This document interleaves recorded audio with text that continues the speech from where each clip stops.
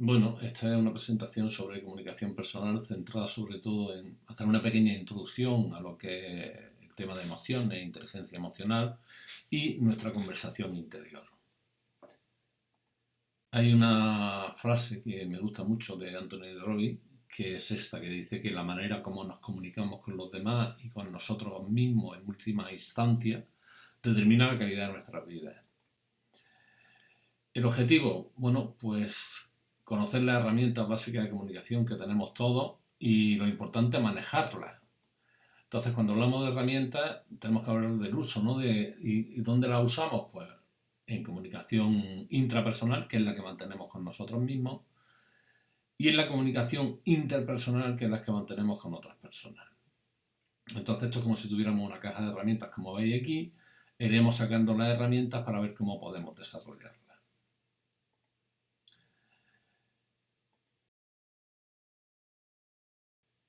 El objetivo, ¿a dónde nos dirigimos? Bueno, pues nos dirigimos a una mayor efectividad de la comunicación, ¿no? Con lo cual, si utilizamos mejor las herramientas, conseguiremos una mayor habilidad en las mismas. ¿Qué herramientas de comunicación interpersonal podemos nombrar? Pues principalmente el autodiálogo, la automotivación y la autocrítica, es decir, ser críticos con nosotros mismos.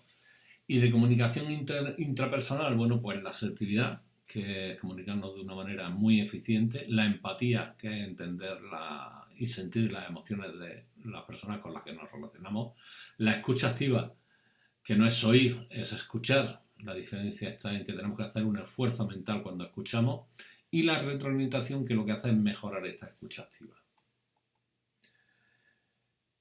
Y bueno, ¿qué es lo más importante para aprender? Nos podemos preguntar. Y hay dos premisas que son fundamentales. Una de ellas es la actitud. La actitud que tengamos ante cualquier formación es fundamental para que podamos aprender. Por ejemplo, saber no actuar es como no saber absolutamente nada. Y luego el esfuerzo. Es decir, cualquier formación que queramos adquirir, si no la trabajamos, bueno, pues lo que pone el chino este. Oigo y olvido, veo y recuerdo, hago y entiendo.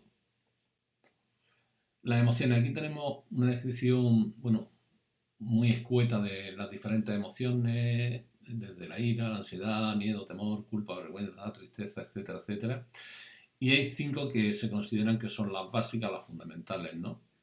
El miedo, que como ponemos aquí, es una situación o experiencia que supone un peligro físico real o inminente, concreto, que puede ser arrollador para nosotros. Si no fuera un peligro físico real inminente, si fuera un peligro que nosotros suponemos que está ahí o pensamos que puede venir, como por ejemplo si al dar a la vuelta de la esquina te vas a encontrar con un atracador y demás, eso no hablaríamos de miedo, hablaríamos de ansiedad, que es una emoción que los humanos tendemos a tener bastante en nuestro ADN. Es una emoción ante un miedo que puede venir, y esto nos para en muchas situaciones en la vida. Es una de las cuestiones que hace que nos paremos muchas veces en la vida, porque no sabemos si vamos a acertar o no vamos a acertar, y eso nos produce, el tomar una decisión muchas veces nos produce esa ansiedad. Otra negativa es la tristeza, y luego tendríamos dos positivas, que serían la felicidad, la alegría y el amor. Y luego, por última, la ira, que es un poco la que muchas veces se puede apoderar de nosotros, y es lo que llamamos que se produce un secuestro emocional por ira, en el cual, bueno, pues no razonamos de una manera lógica, ni mucho menos. ¿Cómo gestionar las emociones? Estos son unos pequeños tips de cómo podemos gestionar las emociones. En primer lugar, no someterlas a censura. Es decir, la gestión de la misma, si podemos censurarla, es decir, si yo siento odio, es decir, no, qué mala persona soy porque siento odio, no, sino cómo gestiono ese odio. Es decir, yo puedo tener ese sentimiento, esa emoción en un momento determinado, pero soy capaz de gestionarlo y de conseguir que la gestión de esa emoción negativa sea en positivo, pues estaré gestionando de manera apropiada las emociones.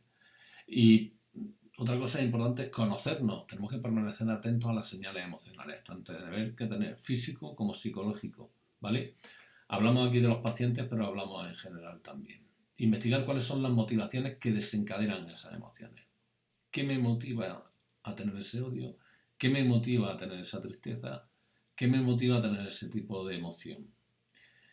Y designar de forma concreta los sentimientos y las sensaciones que reflejan, ¿no? Porque muchas veces decimos estoy triste o estoy nervioso y a lo mejor no se trata de estar triste o estar nervioso, a lo mejor estás decaído, no estás triste, sino tienes un decaimiento general de tu estado y ya lo asocias a tristeza cuando no es tristeza.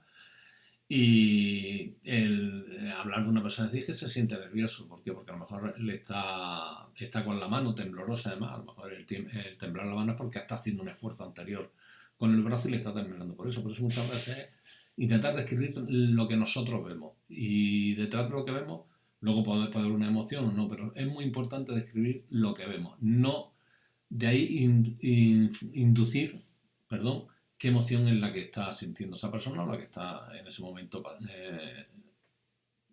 padeciendo.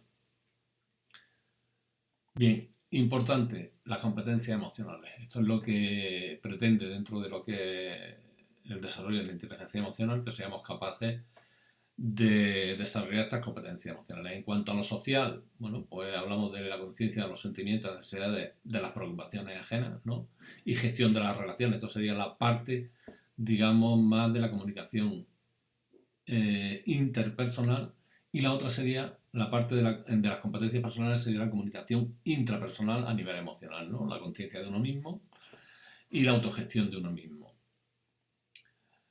¿Qué componentes constituyen la inteligencia emocional? Bueno, pues según una descripción que ha hecho Brown en 1997, hablaba primero de habilidades interpersonales con las que veis ahí, luego de habilidades interpersonales también con las que veis aquí, empatía, relaciones interpersonales, responsabilidad social, la adaptabilidad, que es cuando entramos en conflicto, lo que sea, cómo podemos solucionarlo.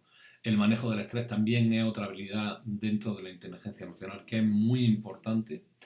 Y el estado anímico general, es decir, ser capaces de generar ese estado de ánimo que te lleve hacia el optimismo, un optimismo inteligente, no un optimismo de, oye, todo es bueno, todo es maravilloso y demás, sino un optimismo que sea inteligente, que aprovechemos dentro de todas las situaciones esa parte que podemos sacar de positivo de las mismas.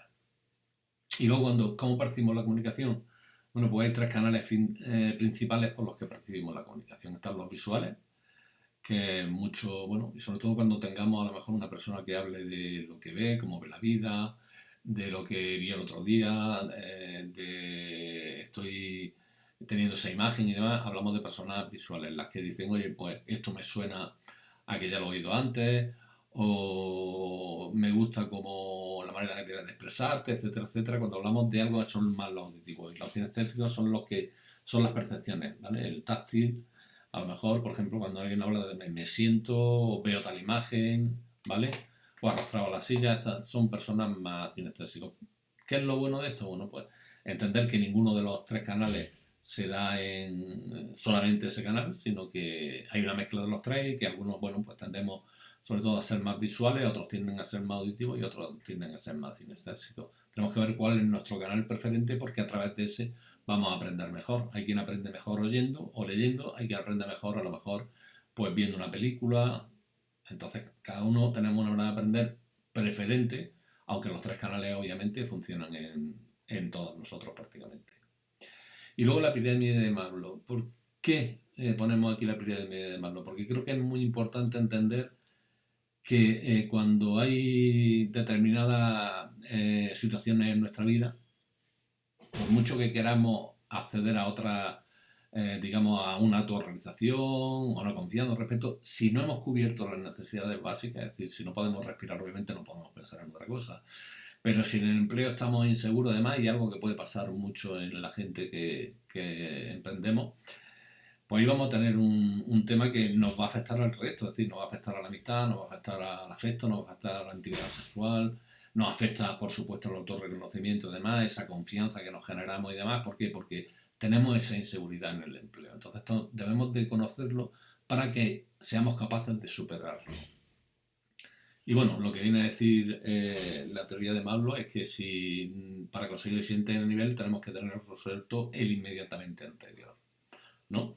Salimos de la fisiología y la seguridad, que son, digamos, los básicos, la afiliación, el reconocimiento y la autorrealización. Y ahora hablamos de mi conversación interior. ¿Sobre qué influye mi conversación interior? Influye y es influida tanto por mi estado interior y actúa muy relacionado con mi estado de ánimo, ¿de acuerdo? Entonces, la conversación interior influye el estado interior que yo tengo, y hablamos de estado interior fisiológico, ¿vale? Puede ser el estado interior fisiológico y también el estado de ánimo, que es un estado, digamos, cognitivo más que fisiológico y emocional sobre todo, ¿no? El estado interior puede ser también cognitivo, pero el estado de ánimo es sobre todo un estado que tiene que ver mucho con el mundo emocional. Y luego también la conversación interior está influida por el autoconcepto que tenemos de nosotros mismos y la autoestima. El autoconcepto es lo que nosotros pensamos que somos nosotros mismos sin carga emocional, y la autoestima es la carga emocional que nos da el autoconcepto, que hace que estemos con una autoestima en la cual nos valoremos mucho más o menos, y ahí sí hay una fuerte carga emocional. Si todo esto lo pusiéramos en un diagrama, veríamos que la conversación interior está influida tanto por el estado interior como por el estado de ánimo, como por la autoestima y por el autoconcepto. Como consecuencia de esto, si nosotros influimos sobre nuestra conversación interior, por eso es muy importante que aprendamos a escucharnos. ¿Qué nos decimos a nosotros mismos? Nos paremos en un momento determinado y digamos, ¿qué me estoy diciendo a mí mismo? ¿Qué me estoy diciendo sobre este proyecto que estoy emprendiendo?